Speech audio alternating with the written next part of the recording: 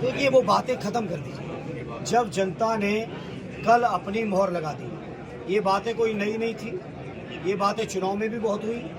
अगर उन बातों में दम होता तो जनता की मोहर इतनी बड़ी नहीं मिलती। आजमगढ़ की समाजवादी लोगों ने, हमारे विधायकों ने, हमारे वरिष्ठ नेताओं ने जो यहाँ संघर्ष किया है, ये जिला कोई मामूली जिला नहीं है, ये नेताजी के जज्बातों का जिला है, उनके बनाए हुए रिश्तों का जिला है।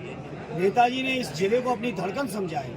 आरडी राष्ट्रीय अध्यक्ष जी ने यहीं इस बैठौली की सभा में आके इस चुनाव में कहा था, कन्नौज, इटावा, मैनपुरी, बदायूं हमारे सब गढ़ हैं, लेकिन आजमगढ़ सबसे बड़ा गढ़ है। तो जहाँ इतना फक्र हो हमारे राष्ट्रीय अध्यक्ष जी को, आरडी नेताजी को जिले पे फक्र हो, वहाँ ये बातें जिन मुद्दा विहीन लोगों की बातें हैं। और रही बात आज में चुनाव परिणाम आने के बाद, मैं कह रहा हूँ 2 महीने के अंदर आजमगढ़ के लोग उल्टे उनसे सवाल करेंगे जो हमसे सवाल करेंगे। कतई दूर नहीं है। अभी देखिए आगे होता क्या।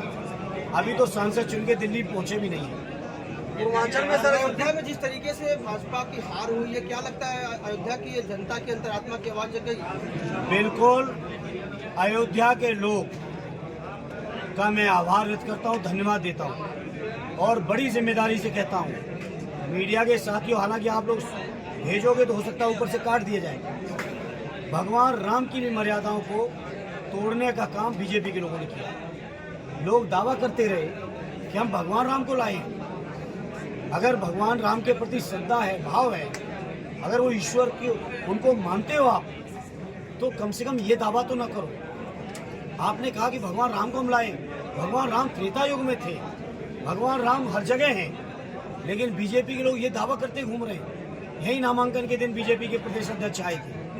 आज आप उनकी रिकॉर्डिंग उठाइएगा और क्या कह के गए थे। तो इसलिए भगवान राम भी इस बार नाराज हो गए और उनके भी जो स्थान थे, चाहे अयोध्या हो, चाहे चित्रकूट बांधा हो, सारी जगह पर बीजेपी हारी है। जिस तरीके से बीजेपी बनारस में चुनाव जीती है, प्रधानमंत्री वहाँ चुनाव लड़ रहे थे, लेकिन काफी कम मार्जिन रहा। इंडिया गठबंधन ने काफी चैलेंज उनको किया, क्या कहेंगे? हमारे राष्ट्रीय अध्यक्ष जी लगातार कह रहे थे कि क्योटो में संघर्ष है, हो सकता है। शायद लोगों को अंदाज होता है इतनी नजदीक आएंगे तो लोग वहाँ भी परिणाम बदल देते। लेकिन जिस तरह से ग्राफ गिरा है, मीडिया के लोगों, पूरा देश महसूस कर रहा है कि झूठ की राजनीति लंबे समय नहीं चल सकती, धोखे की राजनीति लंबे समय नहीं चल सकती। दिन भर पिछड़े की बात बीजेपी को भाषण दी है।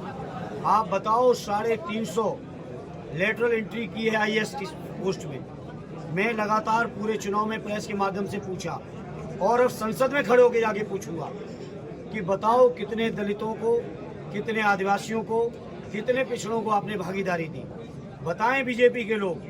देश की राष्ट्रपति भवन के सचिवालय में, प्रधानमंत्री सचिवालय में, देश के जितने भी बड़े पद हैं सचिव स्तर के, उन पर PSUs हैं, उनमें मुख्यमंत्री के तौर पे, उनमें गवर्नर के तौर पे हैं, तो उनमें देश की जितनी भी की पोस्टें हैं, आज संसद में जाने के बाद चूंकि आजमगढ़ के लोगों ने अपना आशीर्वाद देके मौका दिया है, तो जाके इस सवाल पूछेंगे कि बताएं बीजेपी के लोग 10 साल में क्या किए हैं। अब राष्ट्रीय अध्यक्ष जी हैं, इंडिया गठबंधन के हमारे बड़े लोग हैं, उन पर फैसला लेंगे।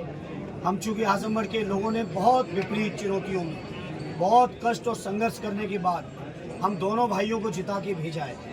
ऐसा मैंने मीडिया के साथियों, मैंने 6ठा चुनाव लड़ा है। बाबूजी मुझे लगा 10 से ज़्यादा लड़ चुके होंगे। आरडी दुर्गा जी इतने चुनाव लड़े, जीते।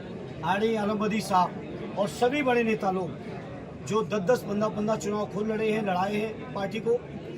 कभी मैंने नहीं देखा था काउंटिंग एजेंट के पास अलॉट होने के बाद, इशू होने के बाद, उन काउंटिंग एजेंट को पुलिस के लोग धमकाएं और नोटिस दें।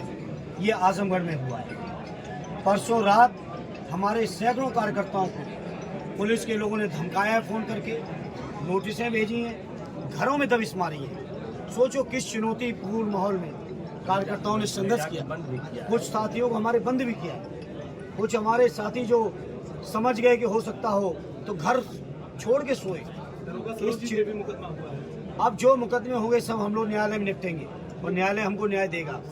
ये गूंगे बहरे लोगों से न्याय की उम्मीद नहीं है, लेकिन न्यायालय हम लोगों को न्याय देगा। सर, मायावती जी ने कहा है कि हमने चुनाव लड़ा, हम उसका आकलन कर रहे हैं और मुस्लिम समाज हमको धोखा दिया है, इस तरीके के उनके बयान आ रहे हैं। देखिए, अब उनके बारे में हम कुछ नहीं कहेंगे। हम एक चीज़ की हम लोगों को चिंता थी और मुझे खुशी है, फख्र है और मैं आभार व्यक्त करता हूँ अपने दलित भाइयों का, जो देश के सामने चुनौती थी संविधान बचाने की, लोकतंत्र बचाने की। उस चुनौती में उन्होंने हमारे नेता आदरणीय अखिलेश यादव जी और हमारी पार्टी के साथ दिया है।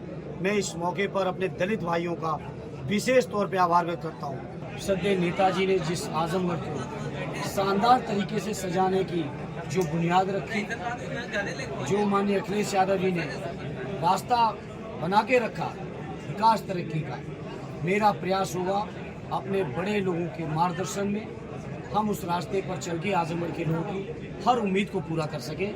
ये मेरा अपनी तरफ से प्रयास है।